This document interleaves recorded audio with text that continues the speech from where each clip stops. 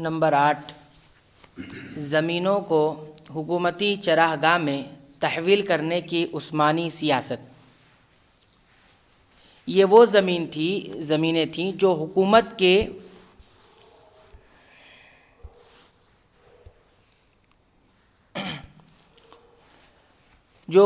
کے اونٹوں اور گھوڑوں کے چرنے کے لیے خاص کر دی گئی تھی۔ وادی نقی کو رسول اللہ صلی اللہ علیہ وسلم نے گھوڑوں کے لیے خاص کر دیا تھا۔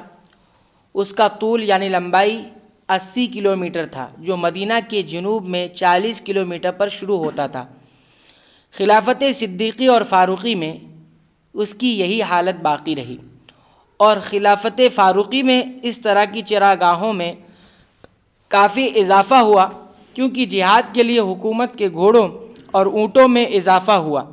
چنانچہ آپ نے ربضہ کو زکوٰۃ کے جانوروں کے لیے خاص کر دیا، اور وہاں اپنے غلام ہنئی کو مقرر کیا اور انہیں حکم دیا کہ جن کے پاس معمولی اونٹ ہیں انہیں یہاں چرانے دینا، البتہ مالداروں کو یہ موقع نہ دینا۔ اسی طرح آپ نے دیار بنی ثعلبہ میں ایک زمین کو چراگاہ کے لیے خاص کر دیا، باوجود کہ ان لوگوں نے اس پر بڑا احتجاج کیا۔ آپ نے ان کے جواب میں فرمایا، ملک اللہ کا ہے اور اللہ ہی کے مال کے لیے اس کی حفاظت کی جا رہی ہے۔ عہد عثمانی میں اسلامی سلطنت کی وسعت اور فتوحات میں اضافے کے سبب عثمان رضی اللہ عنہ نے اپنے پیش رو پہلے ابو بکر و عمر رضی اللہ عنہما کے منہج کو اختیار کیا۔ آپ نے چراگاہوں کی تخصیص مسلمانوں کے صدقات کی حفاظت و حمایت کے لیے کی۔ چنانچہ جب چرنے والے جانوروں میں اضافہ ہوا تو چراگاہوں میں بھی اضافہ کیا، اور جو چیز ضرورت کے تحت جائز ہو تو ضرورت میں اضافے کی صورت میں اس میں اضافہ بھی جائز ہوگا۔ جب ابو بکر و عمر رضی اللہ عنہما نے چراگاہوں کی تخصیص فرمائی تو کسی نے اعتراض نہ کیا، تو جب عثمان رضی اللہ عنہ نے زکوٰۃ کے اونٹوں اور جانوروں میں کثرت اور چرواہوں کے مابین اختلاف میں کثرت کے سبب چراگاہوں میں اضافہ کیا تو یہ قابل اعتراض نہیں ہو سکتا ہے، بلکہ ابو بکر و عمر رضی اللہ عنہما نے چراگاہوں کو جو حکومت کی تحویل میں لیا تو یہ صحابہ کے درمیان مشہور و معروف تھا، کسی نے بھی اس پر نکیر نہیں کی، لہذا یہ اجماع اور اتفاق سمجھا جائے گا۔ چنانچہ ابن قدامہ رحمہ اللہ نے اس پر اجماع نقل کیا ہے۔ نمبر 9، عہد عثمانی میں عام اخراجات کے انواع و اقسام۔ خلیفہ کے اخراجات۔ عثمان رضی اللہ عنہ بیت المال سے اپنے اخراجات کے لیے کچھ بھی نہیں لیتے تھے، کیونکہ قریش میں سب سے زیادہ مالدار اور بہت بڑے تاجر تھے۔ اپنے اور اپنے اہل و عیال اور اقربا پر اپنے مال خاص مال سے خرچ کرتے تھے۔ بیت المال سے گورنروں کی تنخواہ۔ عہد عثمانی میں اسلامی سلطنت مختلف صوبوں میں تقسیم تھی۔ ہر صوبے کا ایک گورنر ہوتا تھا جسے خلیفہ مقرر کرتا تھا، اس کو بیت المال سے تنخواہ ملتی تھی، اور وہ اسلامی شریعت کے مطابق صوبے کا انتظام اور انصرام سنبھالتا تھا۔ اگر صوبے کے بیت المال پر خلیفہ کسی کو اپنا نمائندہ مقرر نہ کرتا تو گورنر ہی کے اختیار میں جزیہ اور خراج اور تجارتی عشر کے وصول کی نگرانی ہوتی، اور وہ پھر صوبے کی ضروریات پر اس کو خرچ کرتا، اور جو زائد ہوتا اسے مدینہ میں مرکزی بیت المال کو بھیج دیتا۔ رہی زکوٰۃ تو اسے مالداروں سے لے کر صوبے کے فقراء پر خرچ کر دیا جاتا تھا۔ بیت المال سے فوج کی تنخواہ۔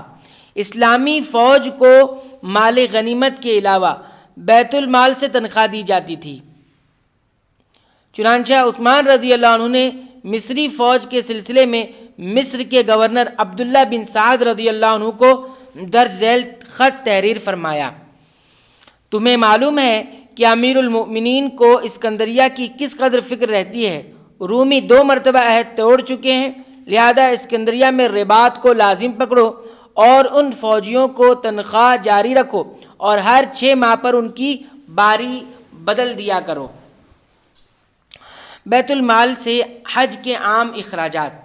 عہد عثمانی میں حج کا عام خرچ بیت المال سے ادا کیا جاتا تھا، اور غلاف کعبہ قباطی سے تیار کرایا جاتا تھا، جو مصر کا تیار کردہ صوتی کپڑا ہوتا تھا۔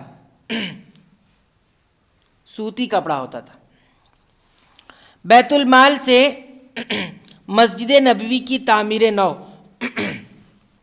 उस्मान रज़ी अल्लाह अन्हु के मसनद खिलाफत होते ही लोगों ने आपसे मुतालबा किया कि मस्जिद नबवी की तोसी की जाए, बढ़ाया जाए, क्योंकि फतुहात की कसरत और मदीना की आबादी में गैर मामूली इजाफे की वजह से जुमा के लिए मस्जिद तंग पड़ने लगी थी।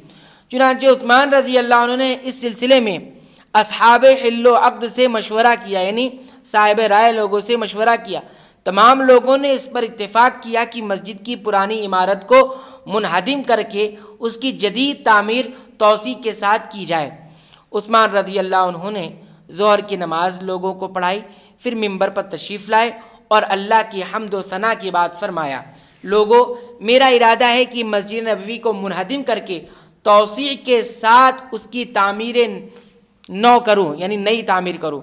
मैं इस बात पर शाहिद हूँ कि मैंने रसूलुल्लाह सल्लल्लाहु अलैहि वसल्लम को फरमाते हुए सुना है कि मम बना लिल्लाहि मस्जिदन बनल्लाहु लहू बैतन फिल जन्नह, जिसने अल्लाह के लिए मस्जिद की तामीर की उसके लिए अल्लाह ने जन्नत में घर तामीर किया। इस सिलसिले में मेरे लिए पेशरू मौजूद हैं। उमर बिन खत्ताब रज़ियल्लाहु अन्हु ने मुझसे सबकत की है, आपने मस्जिद नबवी की तोसी और तामीर की है।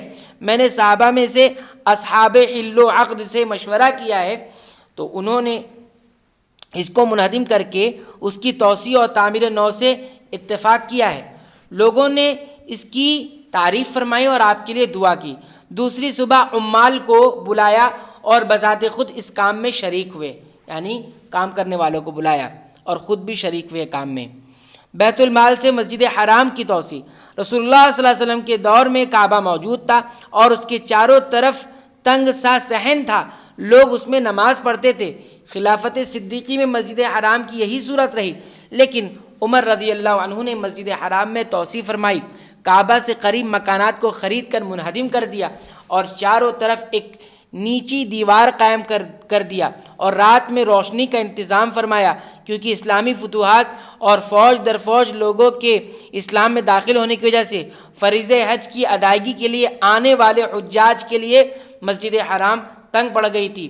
चुनांचा जब दूसरी मरतबा अहद उस्मानी में मस्जिद हराम तंगी का शिकार हो गई तो आपने मस्जिद से करीब मकानात को ख़रीद कर मस्जिद हराम में शामिल कर दिया और चारों तरफ से एक नीची दीवार कायम कर दिया जो कद्दे आदम से मुतजाविज़ ना थी, यानी एक नॉर्मल इंसान जितना होता है उतनी थी। उससे कबल उमर रज़ी अल्लाह अन्हु ने किया था। इसी तरह गवर्नर और सूबों के वाली अपने अपने सूबों में मसाजिद की तामीर में बैतुल माल से खर्च करते थे, जैसा कि इस्कंदरिया में मस्जिद रहमत और इस्तखर में मस्जिद की तामीर पर खर्च किया गया। पहला बहरी बेड़ा बैतुल माल से तैयार किया गया। इस्लाम में पहले इस्लामी बहरी बेड़े को अहदे उस्मानी में बैतुल माल से तैयार किया गया। इस्लामी फतूहात में इस बेड़े की कारकर्दगी का तज़किरा फतूहात के बयान में इंशाअल्लाह आएगा। बंदरगाह जद्दा की तामीर पर खर्च। 26 हिजरी में अहले मक्का ने उस्मान रज़ी अल्लाह अन्हु से गुफ्तगू की, शुआइबा जो दौरे जाहिलियत ही से मक्का की कदीम बंदरगाह थी उसके बजाय जद्दा को बंदरगाह बना दिया जाए क्योंकि ये मक्का से ज़्यादा करीब है। उस्मान रज़ी अल्लाह अन्हु बज़ात खुद जद्दा तशरीफ़ ले गए, उसके मौका और महल का मुशाहिदा किया और वहाँ बंदरगाह की तामीर का हुक्म फरमाया। समंदर में दाखिल होकर गुस्ल फरमाया और फरमाया कि ये बाबरकत है। अपने साथियों से कहा समंदर में उतर कर गुस्ल करें, लेकिन बग़ैर इज़ार की कोई गुस्ल ना करे। फिर आप असफ़ान के रास्ते मदीना वापस आए और उसी वक्त से लोगों ने शुआइबा को तर्क करके जद्दा को बंदरगाह बना लिया और आज तक ये मक्का मुकर्रमा की बंदरगाह है। बंदरगाह किसको कहते हैं? जहाँ से सब सामान तिजारती सब ताजिर। बंदर असल में बंदर का माना ताजिर होता है। बंदर का माना क्या होता है? ताजिर। आज भी लक़ब होते हैं वहाँ पर सऊदी अरब में बंदर कहते हैं, तो वो ताजिर। तो बंदरगाह वही जहाँ तिजारती और ताजिर लोग आते थे।